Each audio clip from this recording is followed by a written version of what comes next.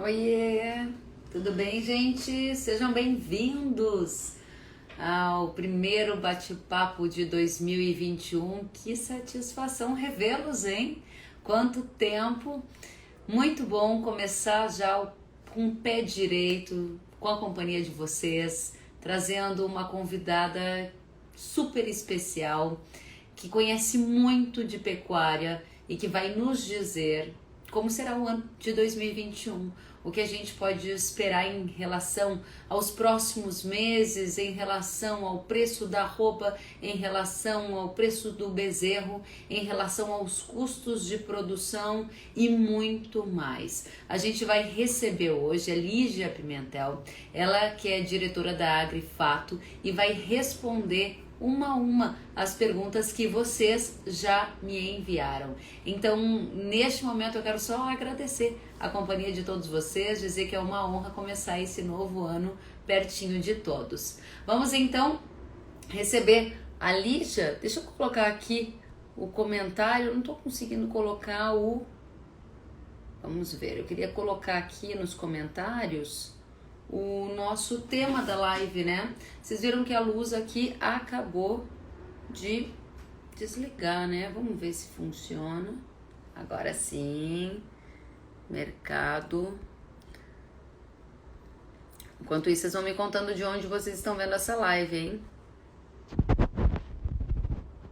Pecuária 2021.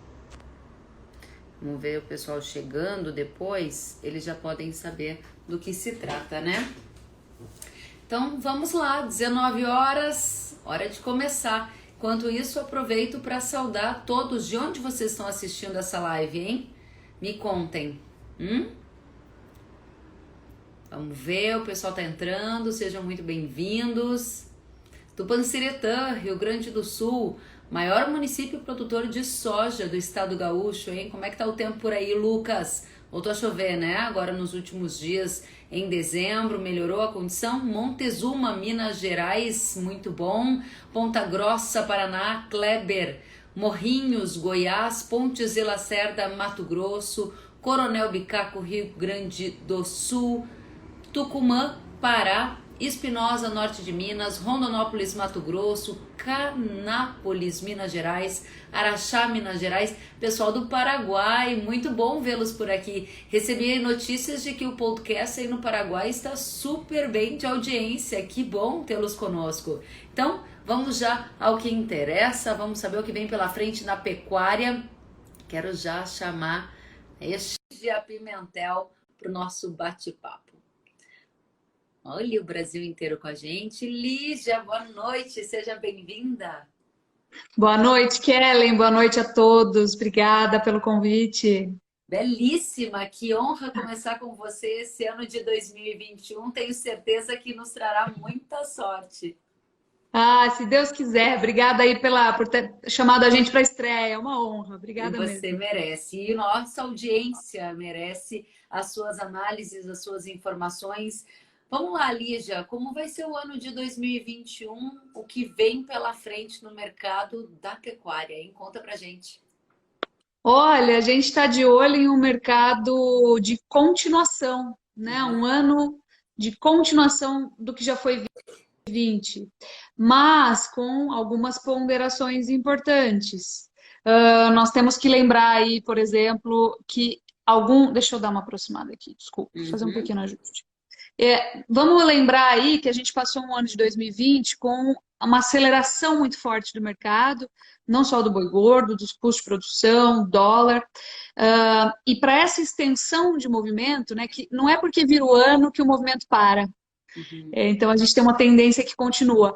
Mas nós acreditamos muito que, além que os índices de crescimento, né, de continuidade desse movimento serão mais baixos. Então, tanto para as exportações, quanto para a alta do boi gordo, dos custos de produção, do dólar. Então, a gente não pode imaginar o boi gordo, por exemplo, subindo mais 50% ao longo de 2021, principalmente porque o nosso consumidor não dá conta de absorver isso, tanto o consumidor doméstico quanto o externo. Então, nós prevemos aí, estamos esperando uma continuidade de movimento, boi ainda firme, custos de produção ainda acelerados, mas subindo numa taxa um pouco mais baixa do que a gente observou nos últimos 12 meses. Muito Só importante para a isso. gente esquentar já um pouquinho a conversa. Exatamente. E aí eu tenho certeza que a nossa audiência na sequência aqui já vai perguntar isso. Eu quero aproveitar para já esquentar um pouco mais esse debate. Você fala em continuação do que foi visto em 2020, foi um ano espetacular, a gente viu a arroba ali encostar em R$ 300, algo inédito, e você disse que essa continuação vai se dar, mas em ritmo mais baixo, e disse que o boi segue firme e o custo acelerado. E aí é que tá. A gente quer saber se o custo vai subir mais do que a valorização que você está prevendo para o boi em 2021. Afinal de contas, a gente está com algumas consultorias dizendo que há chance do milho chegar até a R$ 100 no primeiro semestre desse ano, Lígia. De fato, a questão nutricional ela tem sido assustadora, né? A gente teve uma alta extremamente acelerada para o milho, também valores recordes, entramos aí em uma nova fase de boom das commodities. Isso aconteceu pela última vez aí em 2010, foi incrível. E agora aconteceu em uma escala ainda maior, né? Com uma intensidade ainda maior. A gente acredita que sim, que deve haver continuidade dessa firmeza, com alguns momentos aí de respiros. Então, por exemplo, a gente sabe que agora, no primeiro semestre, a gente tem uma utilização dos navios para os embarques de soja, e isso acaba desacelerando um pouquinho os embarques do milho. Essa é uma expectativa aí para que algo aconteça nessa linha entre fevereiro e março. Talvez possa dar uma desacelerada momentânea. Mas, modo geral, a gente sabe que como eu falei, a gente não muda a tendência porque mudou o ano. Claro que agora entra a safra nova, e isso traz influência, sim. Mas o que a gente tem é um ajuste, aí a gente tem uma disponibilidade bastante ajustada, e nós temos uma influência muito grave do dólar, né, Kellen? E, por exemplo, a gente sentiu agora a volatilidade do dólar, todo mundo esperando ele dar uma cedida depois de um ano muito pressionado de crise. Entra a crise política nos Estados Unidos, o dólar explode de novo, né? Então, nós temos aí uma influência muito grave do dólar sobre o milho, sobre a soja principalmente, né? Sobre a demanda externa de carne bovina, e nós temos, portanto, um cenário bastante difícil para pensar em arrefecimento dos custos de produção. Então, o grande desafio continua sendo os custos. Fora, né, deixando um pouquinho, um minutinho insumos de lado, fora a questão da reposição, que a gente sabe que vem numa esteira, mas acho que a gente vai falar mais especificamente aí de bezerro, de reposição. Pensando aí em insumos, a gente acredita que não vai ter muito alento. Temos alguns momentos aí de refresco que devem ser muito bem aproveitados, isso sim. Interessante. Agora, no frigir ali dos ovos, a sua análise e expectativa, Lígia, é que a curva de valorização da arroba ainda garanta renda mesmo diante dos altos custos da nutrição animal, ou pode ser que empate? Em parte, e para alguns produtores, sim, para outros, não. Vou explicar por quê. Quem carrega uma reposição comprada 2 anos atrás, por exemplo, tem um custo com reposição que é o determinante dentro da conta, muito diferente de quem precisou repor em 2021. Então, nós temos uma diferença muito grande dependendo aí de como se tem carregado esse estoque de animais. Então, quem originou esses animais lá atrás viu uma valorização do estoque pela própria valorização da reposição. Não teve que comprar esse animal no meio do caminho. Claro que a gente tem que sempre repor, mas tem uma parte dos pecuaristas que fez uma compra mais intensa lá atrás, né? Ficou um pouco menos, vamos falar assim, exposto, viu o seu estoque se valorizar e agora está se beneficiando, né? Para a gente saber se o pecuarista vai empatar ou se ele vai ter lucro em 2021, a gente tem que analisar caso a caso, e era o que você estava nos contando. Exatamente. Então, nós temos uma diferença, né, entre quem carregou um estoque mais antigo e quem teve que repor já em 2020, com essa reposição aí bem acelerada, bem cara, e os custos também, né? Agora, quando a gente analisa, assim, bem de pertinho a composição total aí dos custos de produção, considerando a reposição, você vê que o grande determinante é a reposição mesmo. Então, por mais que tenha subido aí os custos nutricionais, os custos operacionais, todos os insumos dolarizados, quem carregou um estoque mais barato acaba tendo uma vantagem nesse momento. Então, essa é a diferença, né? Uhum. Essa é a grande diferença entre quem repôs lá atrás, teve uma valorização de estoque, e quem repôs agora, já em 2020, tem que encarar essa dificuldade de pagar esse animal, que tem sido, de fato, um grande desafio. Porque quando a gente pega o índice de custo de produção, ele subiu mais do que o próprio boi gordo. Então, esse é um grande desafio. Ou seja, é um leão para matar todo dia, né, Kellen? Mesmo o preço do boi subindo recorde, batendo recordes nominais, subindo aí, como você falou, quase 50%, nós tivemos uma leve perda de margem para quem fez a reposição no próprio 2020. Exatamente, para a gente ver como tudo é muito complexo e interligado. Não dá para a gente olhar só o fator preço da arroba e esquecer esses demais fatores que acabam corroendo parte dessa margem. Lígia, o Felipe Domanski pergunta aqui: estratégias para confinamento ou produção sem ele? E tem mais gente perguntando aqui se você já tem uma visão sobre como vai ser o confinamento em 2021 diante dos altos custos. Olha, Kellen, é impressionante, né? Porque mesmo diante das dificuldades, a gente nota que o pecuarista tem se tornado mais estrategista. Então, nós temos uma dificuldade de deixar o gado repetir na fazenda para entregar na próxima temporada.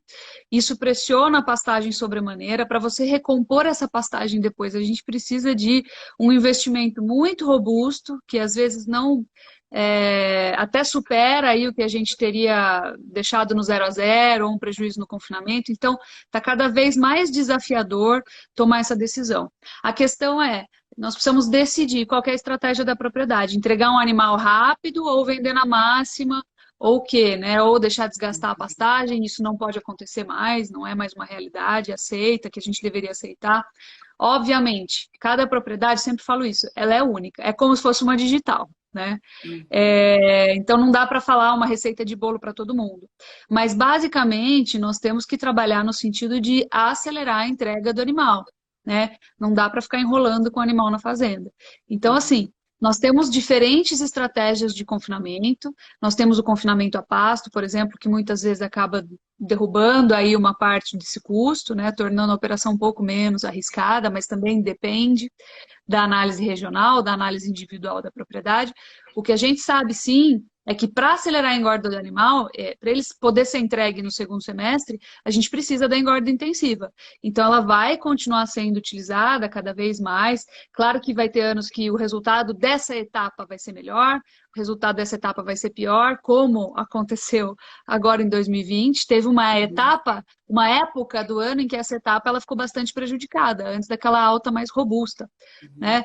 Então, isso vai acontecer. Agora, a gente precisa entender que quando a gente não faz isso, tem um custo lá na frente. Então, por isso, pelo pecuarista estar entendendo isso cada vez mais, a gente entende também que a proporção do volume de animais confinados frente ao total abatido vai sempre aumentar, né? A tendência maior é a maior utilização, sim, da engorda intensiva. E isso também vale para 2021. Né? A gente acha que o abate de animais vai ficar praticamente estável agora em 2021. Quando a gente projeta, não tem muita disponibilidade de boi para a gente crescer o volume de animais abatidos.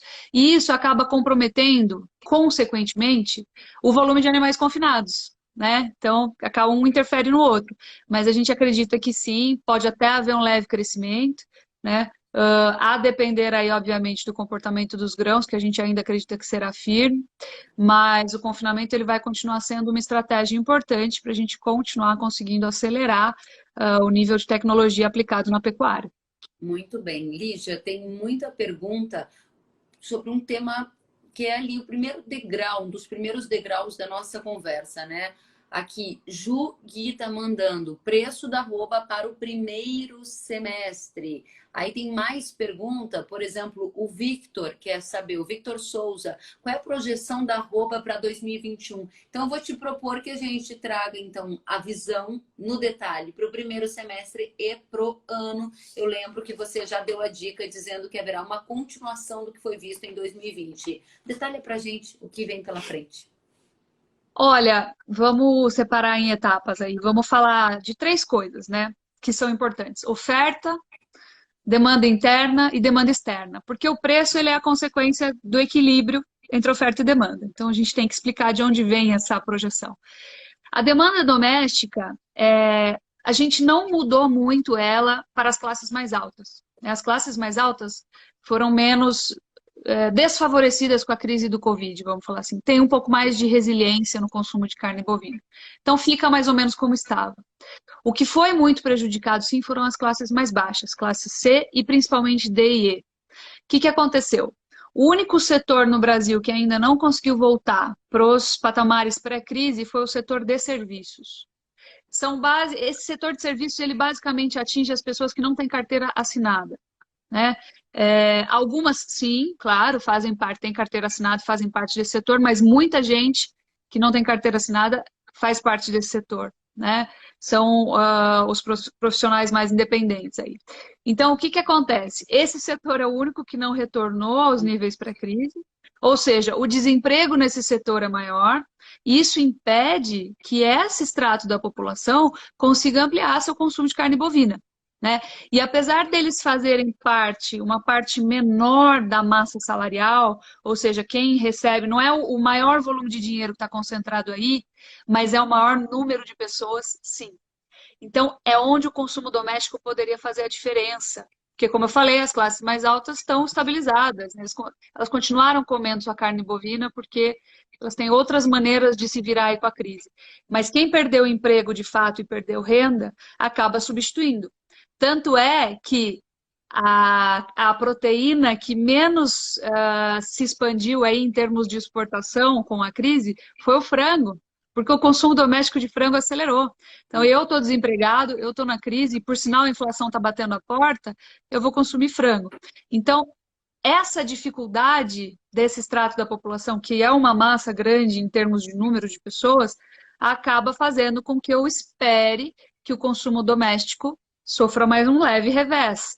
Ano passado, a gente projeta que caiu 12%, né? Esse ano não vai cair 12%, mas a gente imagina que vai cair aí mais uns 4% a 6% até. Então, fica difícil eu estabelecer um aumento, mesmo com a recuperação econômica. Nós temos que lembrar que num primeiro momento, principalmente no primeiro semestre, nós vamos perder aí o auxílio emergencial. E com essa perda do auxílio emergencial, o consumo doméstico vai dar aquela estacionada, né? E até dar um passinho para trás, muito possivelmente. Quando a gente pensa em exportações, as exportações elas estão. Agora estou falando de primeiro semestre, tá? Estou usando essa justificativa para o primeiro semestre. Quando nós falamos de exportações, elas estão muito dinâmicas. Elas estão dinâmicas como elas jamais foram. A gente sentia antigamente, 5 anos atrás, 7 anos, 10 anos atrás, uma influência do dólar sobre as exportações, sobre o volume exportado, que ela era uma coisa mais inerte, assim, ou seja, você está numa velocidade, até você aumentar essa velocidade, você precisa de espaço percorrido, né, de distância percorrida. Hoje não. Hoje, como nós aumentamos a proporção de carne bovina exportada frente ao total que a gente produz aqui, o que acontece é que o dólar dá uma firmada, entra pedido de fora em 2, 3 dias. Então, isso está muito dinâmico. Como nós entendemos que a questão fiscal brasileira é um grande entrave para a nossa recuperação econômica, preocupante, acaba firmando o dólar. Fora as questões políticas internacionais, que também estão deixando o dólar firme, isso está impulsionando aí as exportações um pouquinho antes do que a gente imaginava, né? Nós não estamos nos níveis de exportação que a gente vê lá no ápice do ano, que é novembro, outubro, mas a gente viu pedidos entrando um pouquinho antes, assim que o dólar acelerou. Então, nós entendemos aí que isso pode ajudar a enxugar aí o mercado interno, principalmente porque, agora nós vamos falar do terceiro fator, a oferta está muito curta. Se você olhar as escalas de abate, elas atendem dias, né? Média Brasil aí é 4, 5 dias. Tem frigorífico que não está conseguindo achar o que abater. Então, isso deixa o mercado doméstico enxuto. O dólar firme acaba fazendo com que os frigoríficos queiram direcionar a produção para o mercado externo, né? Porque o dólar está remunerando bem. Então a gente consegue manter o mercado doméstico enxuto sem derrubar a carne, muita carne aqui dentro, direcionar para fora, né? E isso está mantendo o mercado firme, mesmo com o doméstico aí bastante combalido. Então nós entendemos que o primeiro semestre ele é um semestre mais arriscado. Porque, querendo ou não, a partir de março, as pastagens estarão recuperadas e nós temos mais oferta de gado a pasto. Isso é normal, é sazonal, não é negativista, não é pessimista, é simplesmente um comportamento normal, anual, né? Apesar de as pastagens esse ano precisarem de mais tempo para se recuperar, porque a estiagem foi muito grave. Mas, enfim, isso é um outro tema. Mas, primeiro semestre é sempre mais arriscado, né? Porque se o dólar der aquela escorregada para baixo de novo, e isso vai acontecer porque nós estamos trabalhando com um câmbio extremamente volátil, você pode ter certeza que os clientes internacionais vão dar um passo para trás, as indústrias não vão ficar tão interessadas em exportar, porque a remuneração já não está legal, e nós não vamos ter onde alocar esse animal, a carne desse animal aqui dentro. Então, é um semestre mais arriscado, mais corda bamba, né? Já segundo semestre, a gente acredita em expansão das exportações em relação ao ano passado, na ordem de 4 a 6%, um pouquinho mais conservador do que o ano passado foi. Retomada de alguns clientes, porque é legal a gente lembrar que ela em China cresceu muito, foi a grande estrela. Os outros mercados não. Os outros mercados foram atingidos pela crise. Então nós decrescemos em volume exportado para Egito, Rússia, Estados Unidos, Chile, União Europeia, Itália, por exemplo, que tem aí grande participação. Então, esses países, eles regrediram no seu consumo porque eles foram atingidos pela crise do Covid. E eles, diferentemente da China, não viram seu PIB crescer. Então, nós devemos ver a recuperação desses mercados, isso é muito legal, e se concentra principalmente no segundo semestre, porque demora um pouco, né, até isso acontecer, até porque eles estão entrando em lockdown de novo agora, e etc, etc, né? Nós temos aí um segundo semestre em que possivelmente a gente começa a ver uma recuperação do mercado doméstico aqui também. Talvez aí o setor de serviços comece a querer atingir os níveis pré-crise, né? E a oferta de animais no segundo semestre é sempre menor do que o primeiro, a gente sabe disso. A gente olha isso nos números históricos de abate, porque a gente acaba dependendo muito do confinamento e por aí vai. Então, o segundo semestre, para mim, é quando a gente vai, de fato, aí bater com vontade o recorde nominal da arroba, que ficou aí na média de 285, né? Eu esqueci de cabeça agora o número na vírgula. Mas entre 280 e 290 foi a média do mês, né? Teve negócio de até 300, mas não foi a média do mercado. Então eu falo sempre de média. E aí eu acho que no segundo semestre a gente de fato consegue bater isso.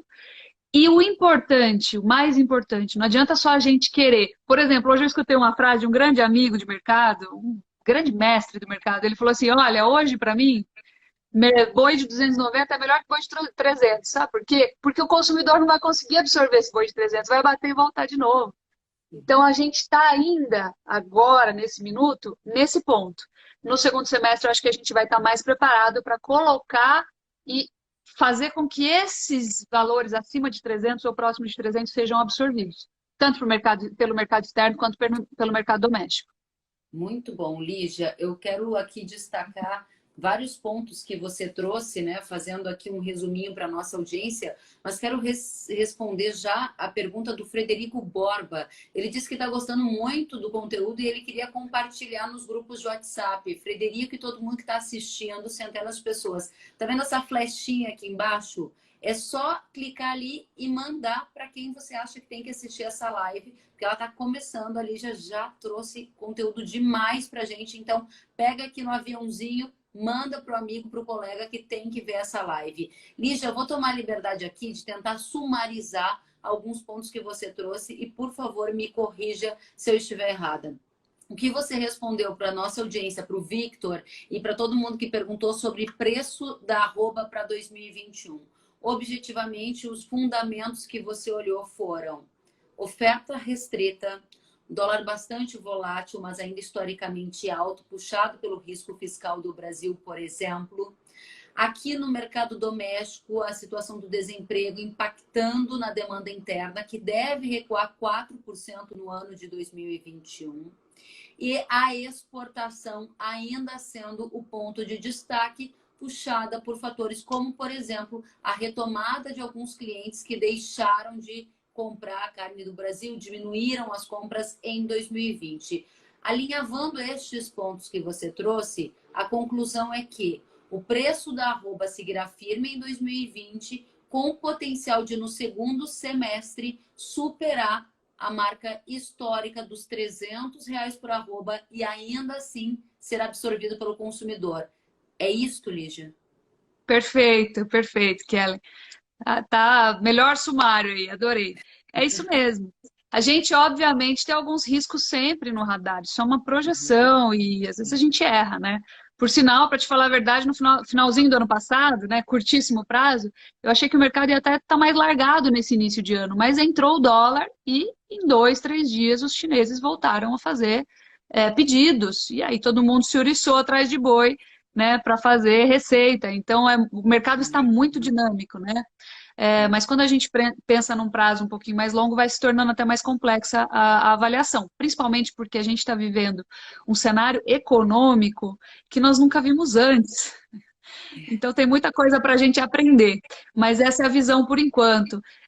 Tem uma coisa importante, um dos riscos importantes que eu acho que vale destacar, que é a recuperação, o início da recuperação do plantel de suínos na China, né? A gente precisa ficar muito de olho nisso, olhar muito de pertinho, porque representa um risco aí o reabastecimento deles. Então, isso está no nosso radar também. É exatamente isso que o Henrique perguntou. Eu vou aproveitar já que você trouxe esse ponto para trazer a questão. O Henrique Nutritec disse: o surto da peste suína na Europa e na Ásia, recomposição de plantel. Como é que nós estamos e como isso impacta na formação de preços aqui no Brasil?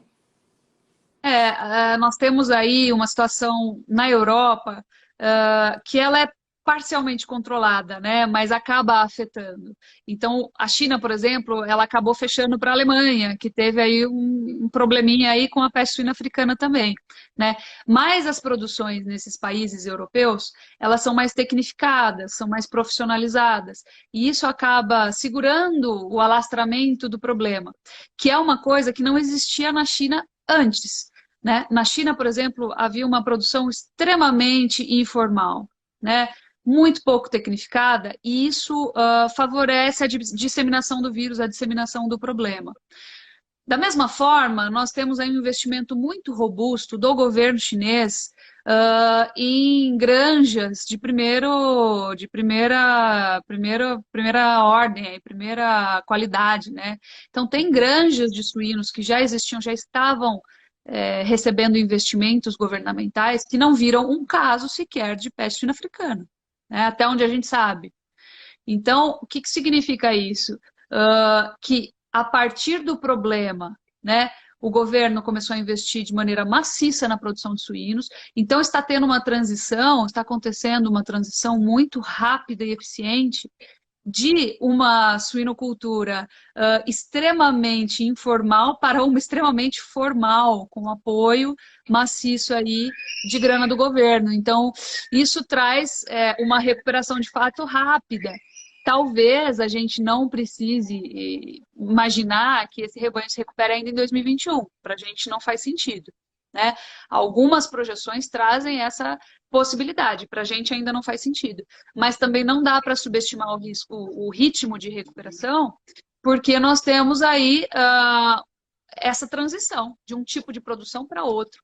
Né? E o governo chinês também muito interessado em não se tornar, em se tornar agora produtor também e arrebanhar todos os ganhos de PIB que a cadeia completa traz. Né?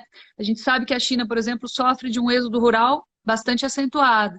Então, a tentativa do governo de manter as pessoas nas zonas rurais, enriquecendo essas zonas através da produção agropecuária, está ficando bastante evidente também. Então, isso também faz parte da transformação. É muito interessante o ganho que se tem quando a gente acaba englobando a cadeia toda, desde o setor de insumos até o setor produtivo, a distribuição, aí chegando ao varejo. Então, tem todo um ganho, o governo chinês percebeu isso e está investindo maciçamente. Então, a gente acredita que lá para 2022, 2023, talvez eles recuperem. Mas mesmo assim, Kellen, o crescimento do poder de compra, da renda per capita do chinês, levou ele a acessar a carne bovina. E tem uma questão de gosto. Tem hora que ele vai querer consumir carne bovina mais vezes por semana, porque ele tem esse poder. E isso eu acho que mantém a carne bovina, as exportações, também resilientes, né? É claro que nós temos um problema aí que nós vivenciamos no ano passado, no retrasado, de falta de estoque de carne suína e necessidade de substituição, né? Por falta mesmo. Mas nós temos aí uma tendência de aumento do consumo per capita de carne bovina do chinês por uma questão de aumento do poder de compra, né? Perfeito, aumento de consumo per capita, poder de compra na China, isso sendo também um ponto importante aqui para a gente entender o cenário futuro da proteína animal do Brasil. Diga para a gente, Lígia, reposição, como vão ficar os preços? O João Pedro Duarte aqui te pergunta. João Pedro, preços ainda sustentados, tá? Também acreditamos aí que fique um pouquinho mais difícil ver altas da mesma magnitude que nós observamos em 2020, né? Assim como fica para o boi gordo, vai ficando para reposição também. Até porque em 2020 nós demos início a uma retenção de fêmeas mais proeminente, mais intensa, mais corajosa, né? Então o bezerro está nesses preços. Eu quero manter minhas fêmeas na propriedade, investir em genética. É o ciclo pecuário clássico, ele continua sempre igual, né? Ele continua aí. Ele muda de duração conforme a gente aplica mais tecnologia, mas ele continua aí. Então, isso significa que a gente ainda vai ter reposição firme. Ainda não deu tempo de aumentar a capacidade produtiva de bezerros a ponto de a gente ver os preços variando abaixo da inflação, ou até mesmo caindo. O mercado boi gordo do bezerro, da reposição, ele não precisa cair para entrar na fase de baixa, né, Kelly? É importante a gente destacar isso. Basta não subir tanto quanto os custos de produção, perder margem, né? E aí a gente já pode falar que está na fase de baixa. A gente ainda não acredita que 2021 seja esse ano. Mas, como nós começamos a já reter bastante fêmeas em 2020, esse ímpeto de alta ele vai acabar perdendo um pouco de força, né? E eu acho que pode ser um ano para talvez a gente ganhar um pouquinho de margem com o boi gordo, se o boi gordo continuar subindo, a reposição pode ter um pouquinho mais de dificuldade de subir que o boi gordo. Porque a gente tem uma ordem de produção. Se faltou bezerro em 2020, vai faltar boi gordo em 2021. Então agora a gente começa a produzir um pouquinho mais de bezerro, mas o boi gordo ainda não chegou lá. E isso pode talvez favorecer um pouquinho a margem, mesmo com a reposição bastante cara. Mas vai ser um equilíbrio delicado. Vai ser um equilíbrio delicado. Não vai ser tão fácil assim quanto parece no discurso. Tem muita pergunta sobre isso. Eu vou colocar uma sequência delas aqui. A pergunta é do Monteiro da Davi Pereira. Davi Pereira Monteiro pergunta: vai faltar bezerro? Olha, eu acho que ainda vai faltar um pouquinho de bezerro, tem muita gente empolgada, tem muito investidor entrando na pecuária, querendo começar a dar início a operações, e para dar início você precisa comprar reposição, isso acaba sendo mais um fator de sustentação. Então, eu acho que nós ainda vamos ter um mercado enxuto de bezerros, mas eu acho que não tanto quanto foi 2020, exatamente pela retenção forte de fêmeas. Para você ter uma ideia, né, para ilustrar a resposta dessa sua pergunta, nós tivemos a retenção, em 2020, nós tivemos a retenção de fêmeas mais forte dos últimos 10 anos. A gente só viu uma retenção tão forte em 2010. Então, isso já dá uma impulsionada na produção de bezerros que vão chegar aí em 2021, tá? Muito bem, pergunta do Ávila, tendência para o preço do bezerro. Acho que você já deu uma dica, legal só responder mais o Ávila para a gente. Eu colocaria o bezerro aí na média, em estabilidade, respeitando a sazonalidade, em estabilidade até uma leve alta de uns 4, 5%, não muito mais do que isso, pela própria retenção que eu falei agora. Então, vamos ver, né? Mas a gente acredita mais nessa linha. Bezerro um pouquinho mais calmo esse ano, dando um pouquinho mais de alívio. Então a gente pode se equiparar aí com os preços do ano passado. Mas ainda assim sem cair, né? Ainda sem cair. Talvez, como eu falei, como o ciclo pecuário, para ele virar, basta que o bezerro ou a reposição não varie acima da inflação dos custos, se os custos subirem mais do que isso, ele já está caindo, né? Na prática, em termos reais. Então pode ser que aconteça de maneira leve aí já em 2021. Estou um pouquinho mais conservador aí para o preço do bezerro e achando que a gente pode, para quem precisa repor, pode ser um ano um pouquinho mais positivo. Muito bem. Aí o Caico Santos pergunta qual é a previsão de virada de ciclo pecuário. Você falou há pouco sobre a virada do ciclo, né, Lígia? Caico, grande amigo, um abraço para você, Caico. A gente acha que o ciclo pecuário ele deve começar a virar a partir da segunda metade de 2022. Então, como eu te falei, se em 2020 faltou bezerro, 2021 falta boi gordo. Se em 2021 o bezerro está dando uma acalmada, em 2022 o boi dá uma acalmada e depois começa a não conseguir variar acima da inflação, né? Inclusive da inflação de custos. Então, a gente está estimando aí para 2022, segunda metade do ano mais ou menos. Muito bem. Mais pergunta do Adedônio. Devo comprar bezerro para engordar? Olha, eu acho que tem que ser uma operação bastante eficiente e tem que ser uma operação rápida. Porque, como eu falei, agora o grande desafio é você comprar reposição e ter que vender ela daqui 2 anos quando o ciclo estiver virando. Essa é a grande dificuldade.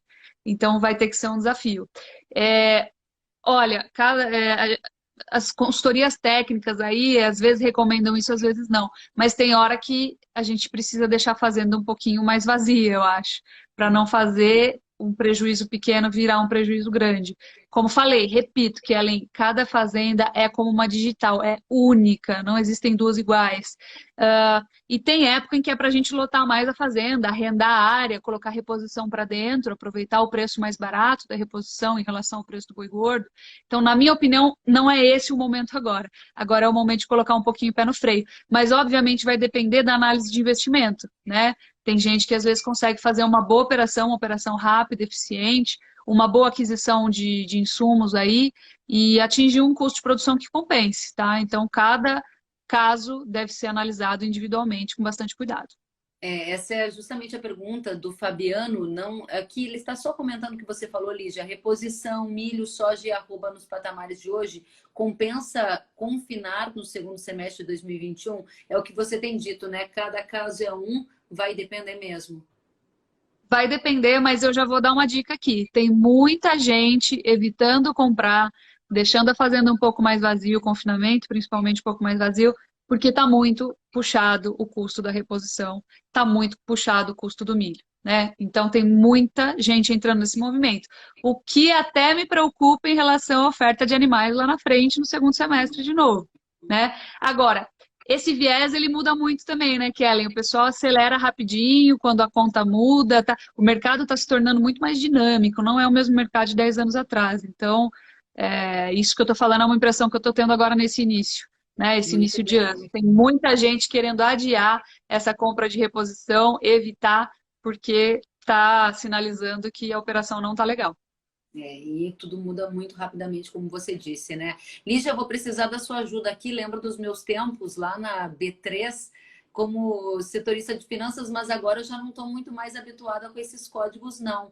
O Rocha Fabrício perguntou para a gente. Você está conseguindo ver a pergunta dele aí? Vamos lá, deixa eu ver. Tá aqui para o Qual final. é a perspectiva para... Aham. Vamos ver. Putz, perdi aqui. Rocha Fabrício.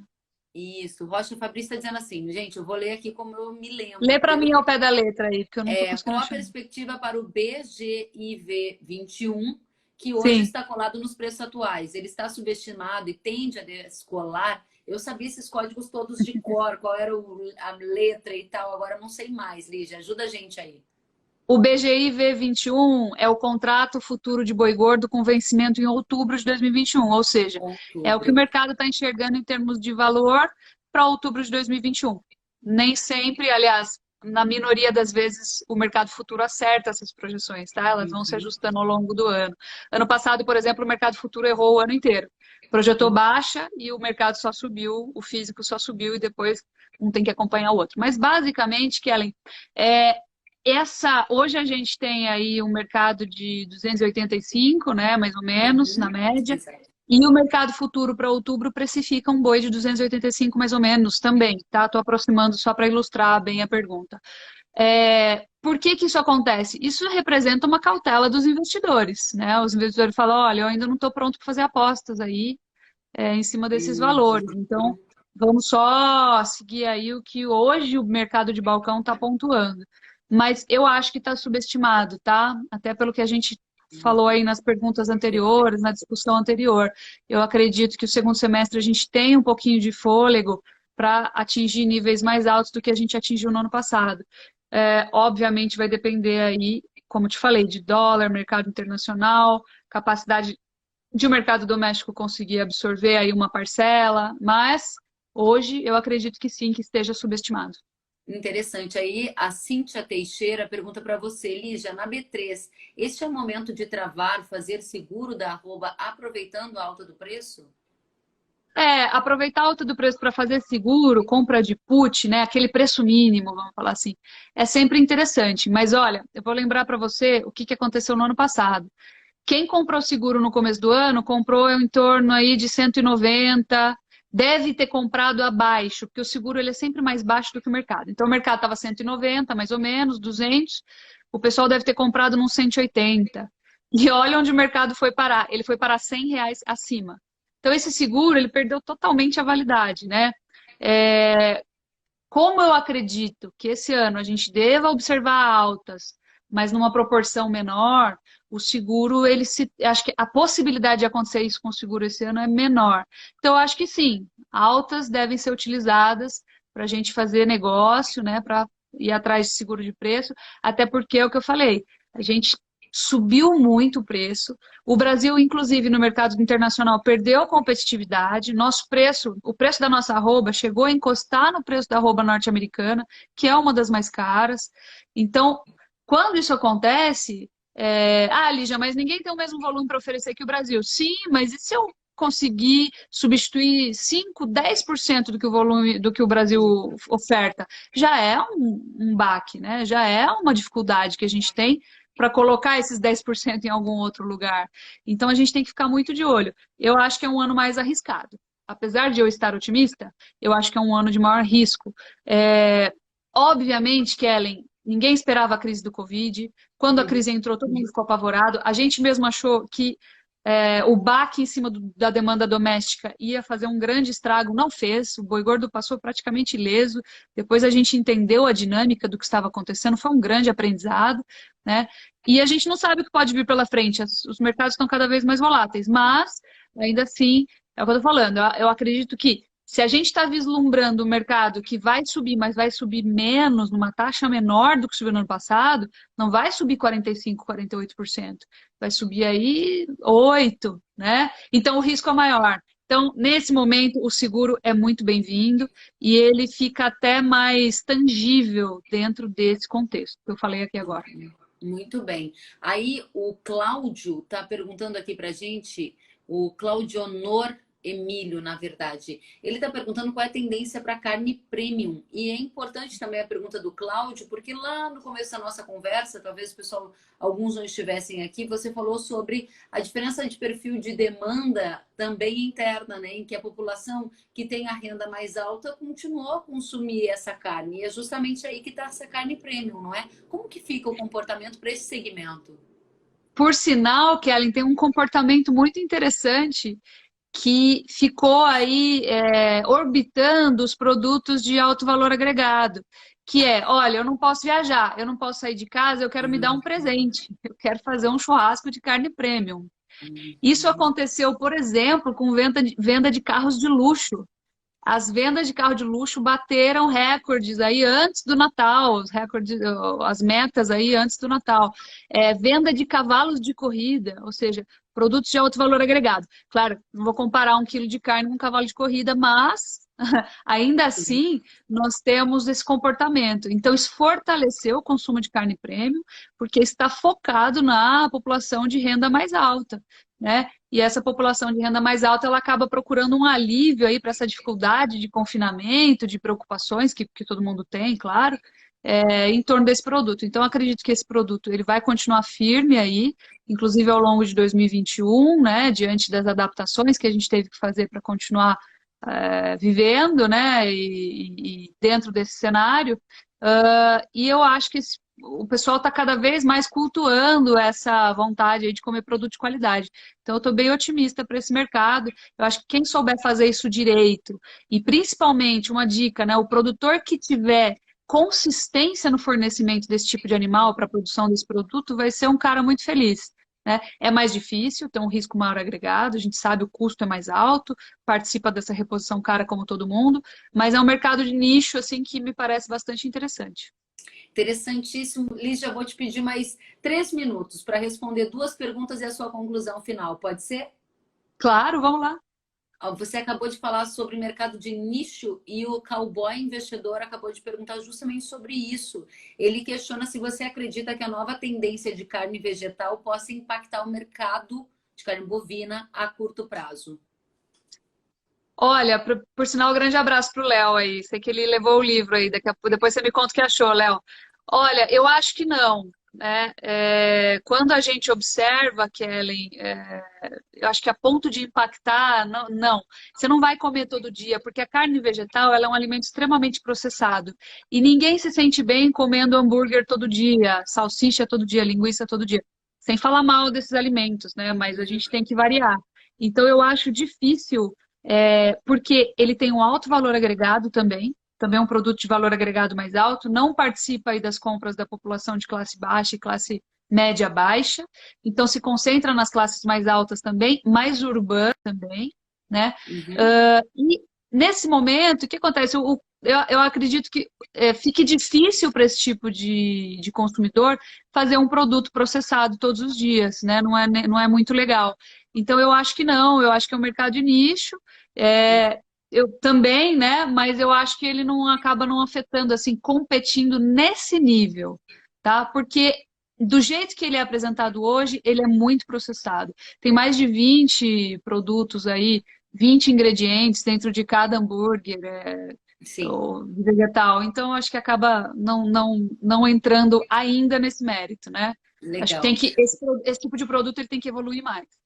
O Antônio Carlos está, inclusive, dizendo que o nome carne vegetal já está errado na essência. Ele, inclusive, faz uma sinalização aí de que a gente deveria se referir de outra forma, ou proteína vegetal, ou outros nomes, né? Bacana, Antônio. Obrigada pelo seu comentário. Lígia, então, agora 2 perguntas em uma para a gente trazer aqui as últimas respostas para a nossa audiência. O Regis Murilo pergunta: custo de produção, qual é o comportamento de preço dos insumos básicos? Você deu uma pinceladinha sobre isso, gostaria de ouvir um pouco mais. E o Rodolfo Botelho pergunta: já que os insumos do confinamento estão com preços mais altos, como deve se comportar a questão de recria a pasto e engorda? Áreas de pastagem devem se valorizar? Se você conseguir, foi um combo aí do Regis e do Rodolfo.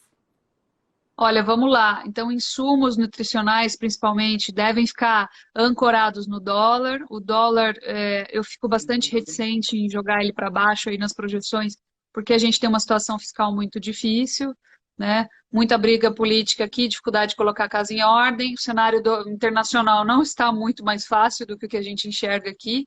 Também firma o dólar bastante, acaba deixando o mercado bastante agitado, né? E lembrando que a recomposição do plantel de suínos na China vai exigir muita soja e a soja acaba puxando milho, fora a questão da disponibilidade interna de milho que está bastante apertada. Então, assim, insumos eu acho que vão continuar firmes e sustentados. Vai ser um dos maiores desafios aí do pecuarista, né? E Uhum. quando a gente fala da engorda a pasto, nós temos, inclusive, Kellen, cada vez mais pecuaristas com pastagens bem manejadas, né? A gente está tendo aí uma revolução no campo, uma revolução na pecuária.